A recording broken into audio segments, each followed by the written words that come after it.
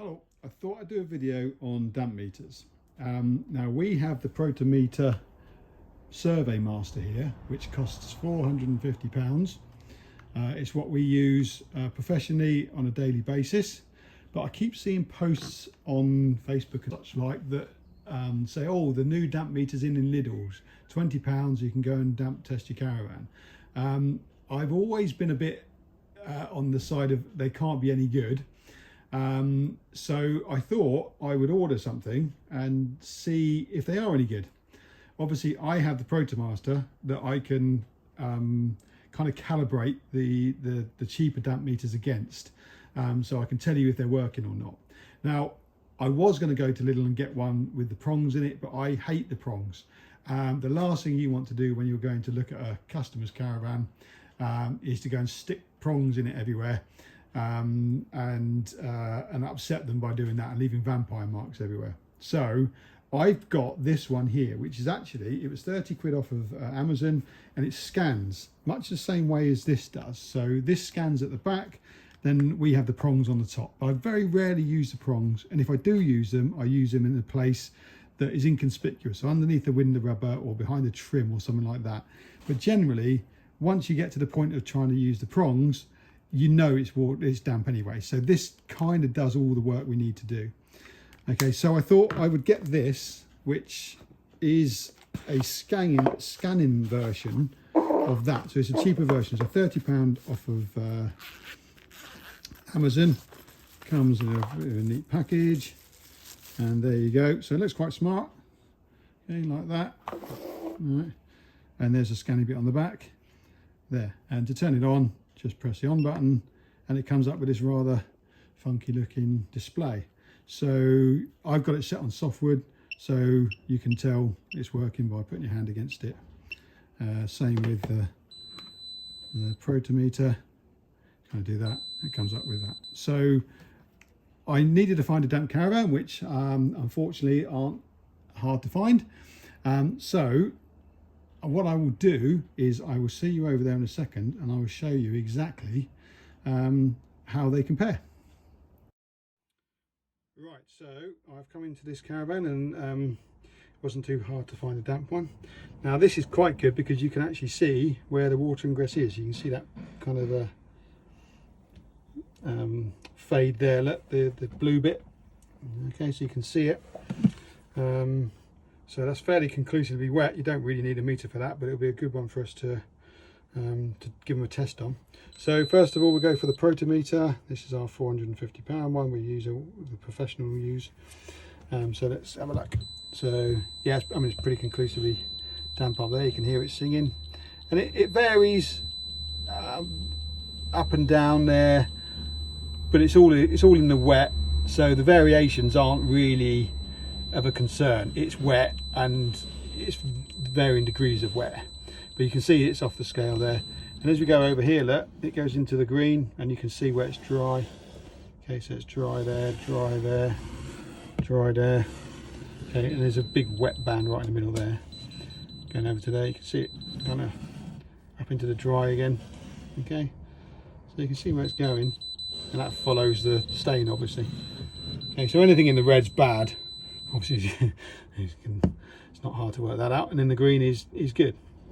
Okay, so there's your Protometer.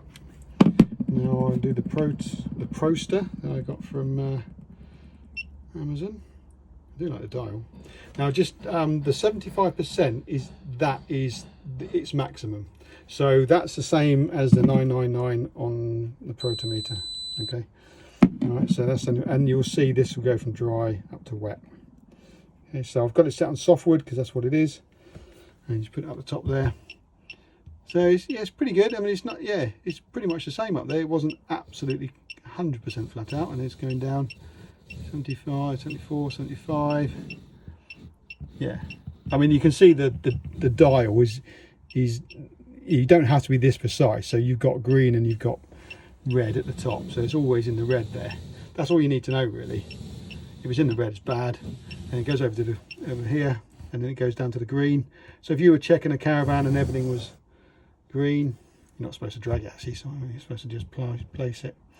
Okay, so that's green, that's green. So if you were checking a caravan and you can see that green. That's okay. See, that's kind of starting to go, so you can then you drag it over to where it's getting worse, up into the wet, so 75. All right, and 12 green. Yeah, wet down there, so it's pretty spot on actually, you know, for the difference in price and everything. I'd say it's very good. And then over into the dry. Oh, I can't see that. Sorry. Over into, it goes over into the dry. So it's pretty much mirroring what the protometer was doing. Okay, so that's pretty conclusive, I'd say. That's very good. And like I said, I much prefer doing this than pronging it. I mean, you can see where I pronged it just to double check. There's a big horrible prong mark there and went straight in. So if you start doing that to a customer's caravan at your, well, to the potential purchase, and you start doing that, you know, they're not going to be very happy with you. So I just don't like the prongs. So yeah, I'd say that's pretty good. I'm just going to try and find somewhere else to try it again. There's a nice bobbly bit over there. I'll try that and see what happens. But yeah, that's pretty good. Right, so this is another good one. You can clearly see the bubbles here. Again, you don't have to have 30 years experience to see that. So let's try the protometer. Pretty conclusively wet in the red all the way along, going down to dry, which is interesting. So we'll see around about there, just underneath there, it starts to fade off. So obviously the water's come down through here and got this bit wet, but it hasn't affected over here. So turn off. Right, so scanning all the way along and drying up as it gets towards that centre, this piece here.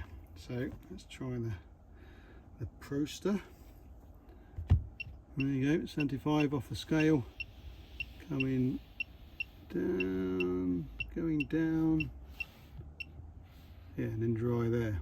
So I'd say, yeah, that's following pretty much the same as my expensive one. So I'll be quite happy to recommend that for £30. I might use it. The thing is, I'm so used to using this, I'll probably stick to that because I just know it. But if I didn't have that, I would still use that, definitely use that as a backup. And say for £30, from your point of view, getting that from Amazon, just to put in your pocket and scan your potential purchase, that's certainly going to pick something up and give you at least a warning. Dry, say up here, say dry is dry, wet is wet, and it's pretty much mirroring what that Survey Master is going to do. And say from the difference in price, I don't think you can really go too far wrong. So I haven't, like I said before, I don't like the prongs, so I'm not going to try those. And for what the difference is in price, I think you can pick those up for 20 quid. For an extra tenner, you've got something that is pretty good. There you go. So that's pretty conclusive. I'd say that's a good little test there to find out if those cheap meters are any good, and I'd say that's pretty good. There's a few things to say about trying to find water ingress though that does really take experience. Sometimes you'll find metal underneath the wallboard.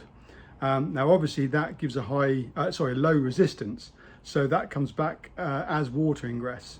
So if you find, especially by a joint of where the wallboard joins another wallboard and there's maybe a bit of tape there, that's where they put pieces of metal to reinforce the joint.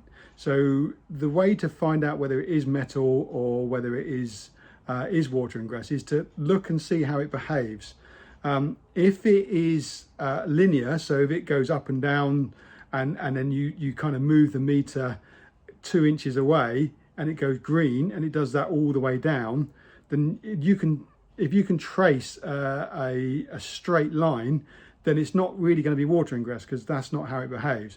Water ingress will fan out as it goes down, so you'll have a small bit where it comes in, and then as it kind of goes down the wallboard it will fan out, so you'll get it kind of looking different. So you've got to be a bit careful with that.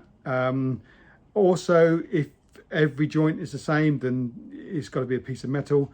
And also you can look at the other side of the caravan and see if there is something that's mirrored. So if you have a high reading in one side and then go to the other side and you've got a high reading, then again that's probably metal or something behind there. So you have to kind of learn what the meter is telling you. It's not as straightforward as, oh, that's a reading and there you go. I've actually had a customer saying that they were having their kitchen replaced, wallboard, because they had a high reading. Turned out that the I think it was in an Eldis, there's actually a metallic wallpaper, so the whole thing was given a horrendous reading up, but it was a 2-year-old caravan and I was convinced it wasn't damp, but yeah, it was a metallic wallboard.